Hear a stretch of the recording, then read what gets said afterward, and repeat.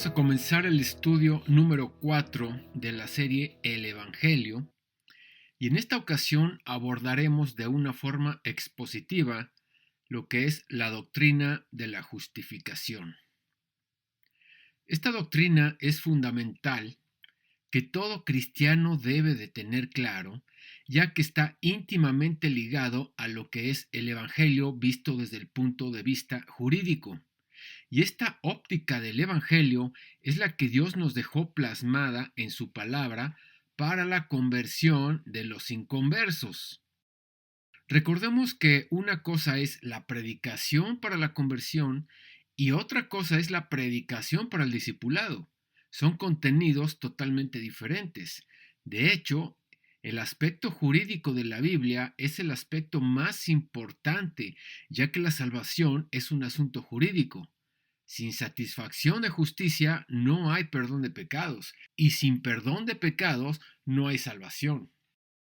Jesús ordenó a sus seguidores que se predicara el Evangelio a toda criatura, y precisamente el aspecto que hay que predicarles a los inconversos, de acuerdo a Juan 16:8, que es el ministerio del Espíritu Santo para los inconversos, es un aspecto jurídico, o sea, hay que hablarles de pecado, justicia y de juicio. No es hablarles de historias morales de Jesús, y mucho menos de bendiciones del Antiguo o del Nuevo Testamento, porque sin conversión a los ojos de Dios son unos delincuentes que se encuentran bajo su ira. Tampoco hay que hablarles de teología, ni de profecías, ni hebraísmos, ni de planes sentimentales divinos. El único tema a predicar a los inconversos es de pecado, justicia y juicio, términos jurídicos. Por eso la importancia de conocer la doctrina de la justificación, porque éste abarca todo el espectro de la salvación. Desafortunadamente, esta doctrina está tan poco enseñada y mal interpretada en las iglesias de hoy en día. Por eso es que la han sustituido por métodos humanistas basados en pasajes fuera de contexto, lo que ha creado un cristianismo mediocre y sin poder. El tema de la justicia divina es muy profundo, pero al mismo tiempo es fácil de entender. No es una doctrina exclusiva para teólogos o eruditos bíblicos o para estudiantes en seminarios teológicos o solo para pastores o líderes maduros. Es una doctrina fundamental para todo nacido de nuevo. Es importantísimo conocerla, ya que la justicia es algo que está presente en toda la Biblia, de principio a fin. De hecho, a los hombres de Dios del Antiguo Testamento que fueron salvos, la Biblia no se refiere a ellos como convertidos, ni cristianos, ni creyentes, ni salvos. Aunque a veces se le llama santos, la palabra santos aparece más de 183 veces aproximadamente en toda la Biblia. Pero en contraste, la referencia de estos hombres como justos aparece más de 265 veces. Por lo tanto, es bajo el contexto jurídico que uno puede entender esta doctrina y predicar así el Evangelio desde el punto de vista jurídico para los inconversos, como lo hemos visto en los estudios anteriores. Antes de comenzar el estudio, es básico recordar algunos aspectos importantes acerca de la justicia de Dios, como por ejemplo la misma justicia como un atributo de Dios, a la par de su santidad. Sabemos que la santidad es el atributo más importante de Dios, ya que el resto de sus atributos se derivan de éste, como por ejemplo su amor es santo, su ira es santa, su justicia es santa, su omnipresencia es santa, etc. En Isaías 6:3 y Apocalipsis 4:8 podemos ver que son los únicos dos versículos en toda la Biblia que describen el trono de Dios y a Dios mismo, quien es exaltado por seres espirituales, coreando al unísono, Santo, Santo, Santo.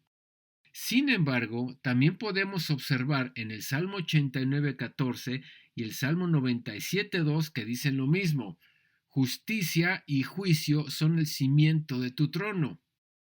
Si unimos estos dos salmos junto con Isaías 6:3 y Apocalipsis 4:8, podemos llegar a la siguiente conclusión, que Dios es un Dios 3 veces santo, pero que gobierna desde su trono de justicia y juicio, por lo cual podemos deducir que la santidad de Dios y su justicia están íntimamente entrelazadas.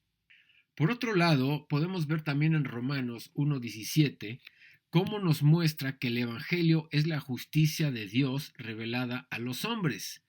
Dice Romanos 1:17, porque en el Evangelio la justicia de Dios se revela por fe y para fe, como está escrito, mas el justo por la fe vivirá. Y como sabemos, el Evangelio es el plan de Dios para la salvación, por lo cual la doctrina de la justificación es un resumen técnico del proceso de salvación. La doctrina de la justificación parte de 3 verdades. Número 1, que Dios es un juez justo.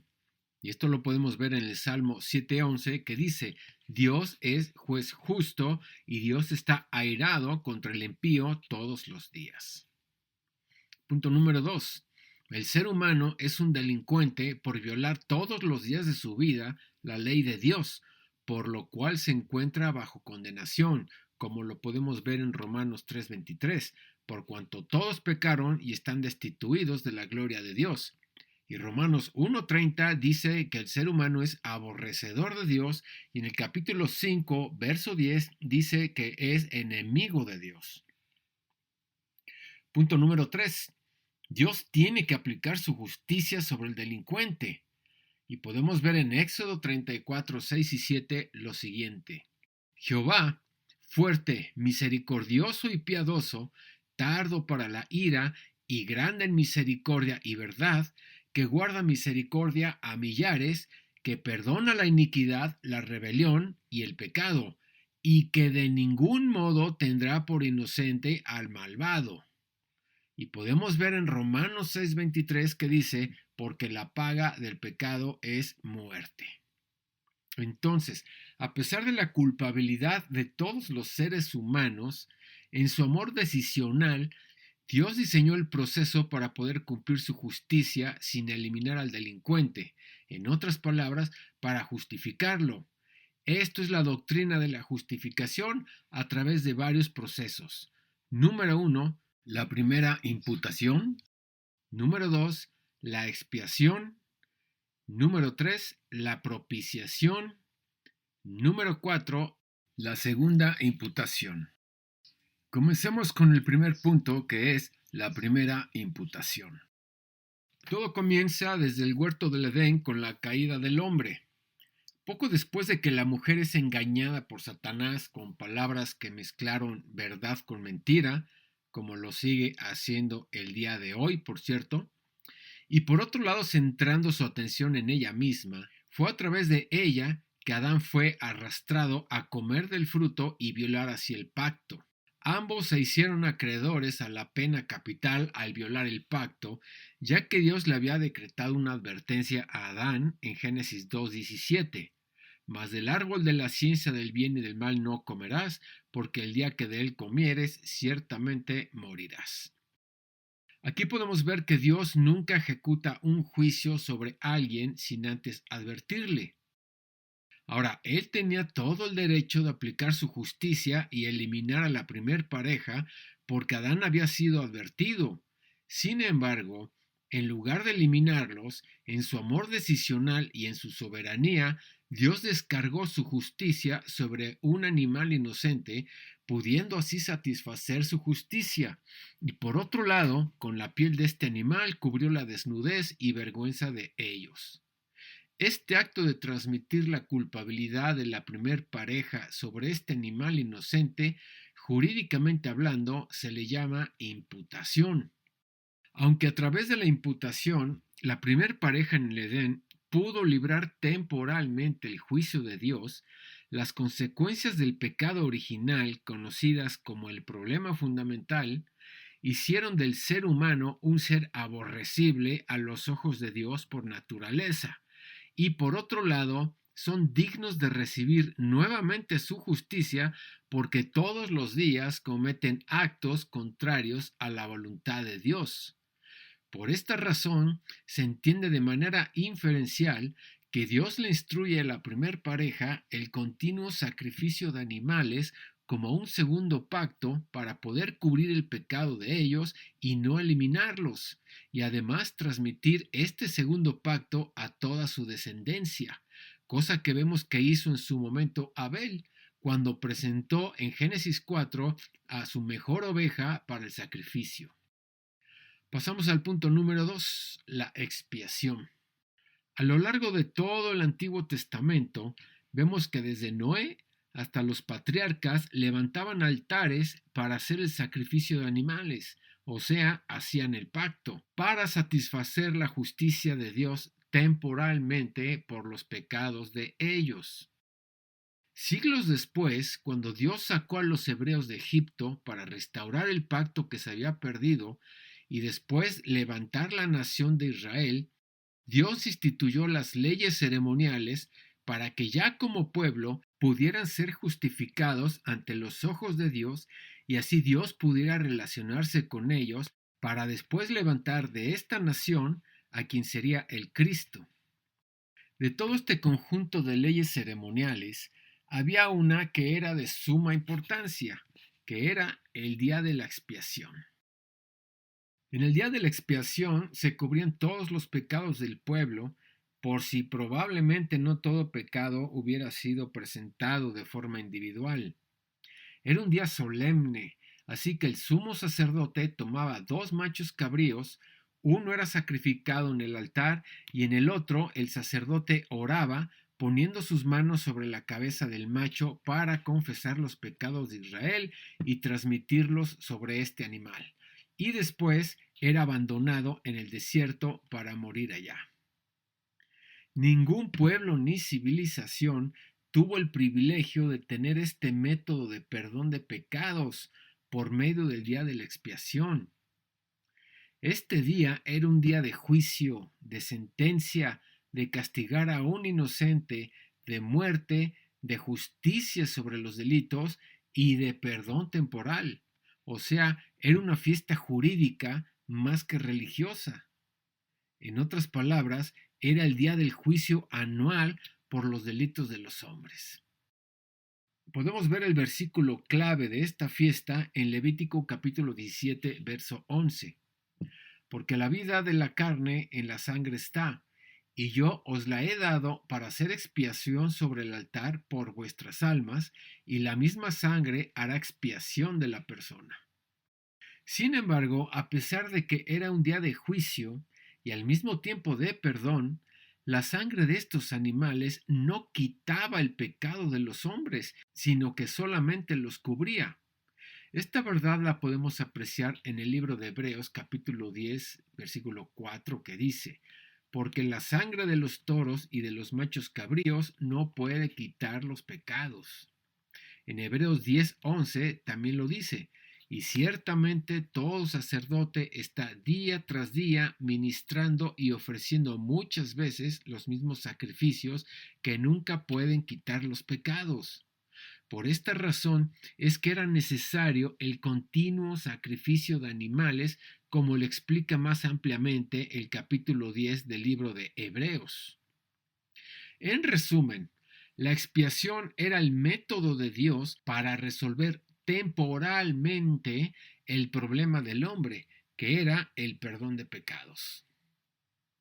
Entonces vemos que el sacrificio del animal inocente en el Edén, después de que pecó la primer pareja, ese fue el primer día de la expiación para traer perdón a la primer pareja. El segundo día de la expiación en Levítico 17 fue para el perdón del pueblo de Israel.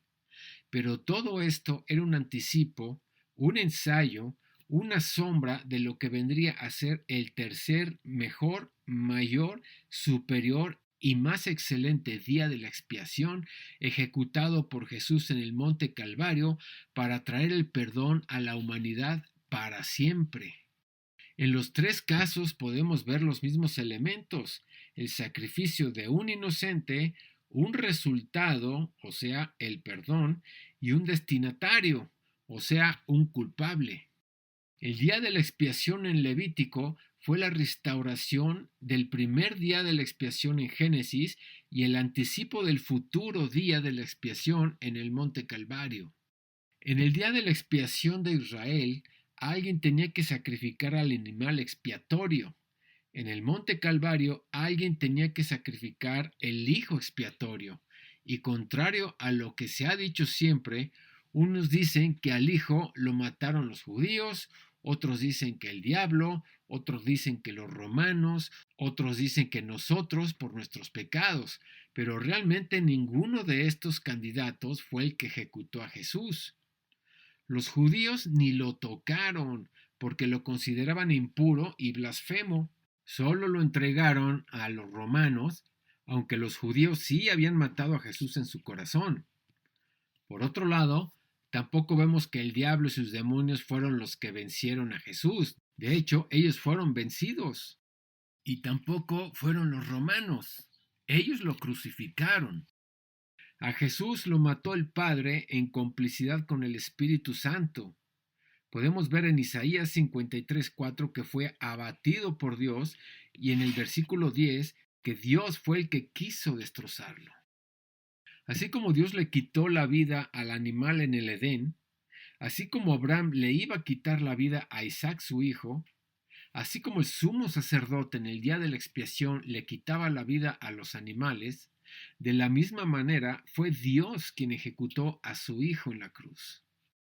La centralidad del día de la expiación se encuentra en la necesidad del hombre de ser perdonado.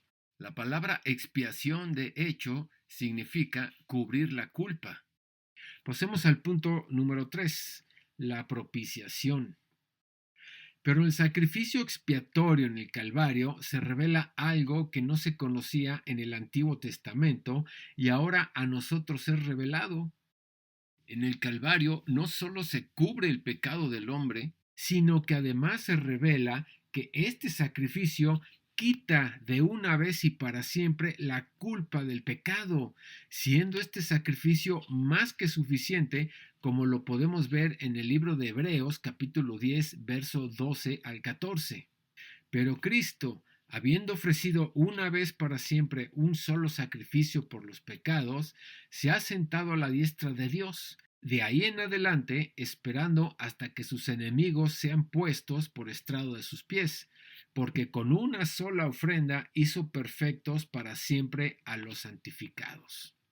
Y este método de Dios revelado en el Nuevo Testamento se llama la doctrina de la propiciación, en donde Dios, para poder perdonar al hombre y quitar sus culpas, previamente tiene que satisfacer su justicia divina que despiertan los delitos del hombre.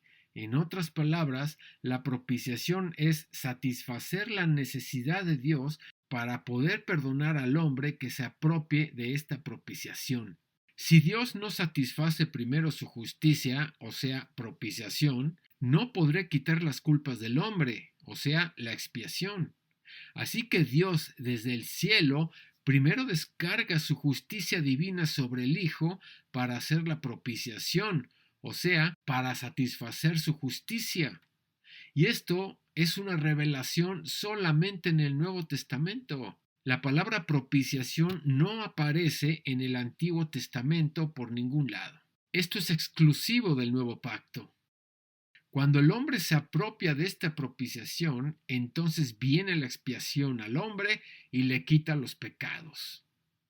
Ahora nos es revelada la propiciación como aparece en estos versos, Romanos 3:25, a quien Dios puso como propiciación por medio de la fe en su sangre, para manifestar su justicia a causa de haber pasado por alto en su paciencia los pecados pasados. Primera de Juan 2:2. Y Él es la propiciación por nuestros pecados, y no solamente por los nuestros, sino también por los de todo el mundo. Obviamente se refiere a todos aquellos que abrazan la justicia de Cristo. En resumen, si la expiación era el método de Dios para resolver temporalmente el problema del hombre, que era el perdón de pecados, la propiciación es el método de Dios para resolver eternamente el problema de Dios, que es satisfacer su justicia sin eliminar al hombre. Entonces, para poder perdonar al hombre, Dios necesita satisfacer su justicia. Por eso la salvación es un asunto jurídico, ya que sin una justicia satisfecha no hay perdón de pecados, y si no hay perdón de pecados, no hay salvación. Pasemos al punto número 4, que es la segunda imputación. Es a través de la propiciación que se lleva a cabo una doble imputación. Si al principio, en la primera imputación, la culpa de la primer pareja cae sobre el animal inocente, en la propiciación, la doble justicia del Hijo, que es, por un lado, la justicia moral por haber cumplido toda la ley de Dios y nunca haber pecado, y por otro lado, la justicia de Dios que cayó sobre él por todas las injusticias de los hombres. Por esta doble imputación de esta doble justicia, el hombre queda ante los ojos de Dios justificado. El resultado de todo esto se le llama redención, y todo el paquete, tanto la primera imputación como la expiación, la propiciación y la segunda imputación, es lo que compone la doctrina de la justificación. Ahora, si recordamos, la justificación tiene que ver con mi pasado, ya que a través de este proceso es que mi pasado pecaminoso, que me hacía aborrecible a los ojos de Dios, es quitado, y ahora a los ojos de Dios tengo esa doble justicia de Cristo y su santidad posicional, quitando toda culpa de pecado. El proceso de hoy en día, una vez resuelto el problema del pecado, es la santificación, que le va quitando poder al pecado. Y para el futuro está el proceso final llamado glorificación, que es la característica de mi nuevo cuerpo una vez que atravesamos el umbral de la muerte, sin la presencia del pecado por siempre, con la cual gozaremos del reino de Dios.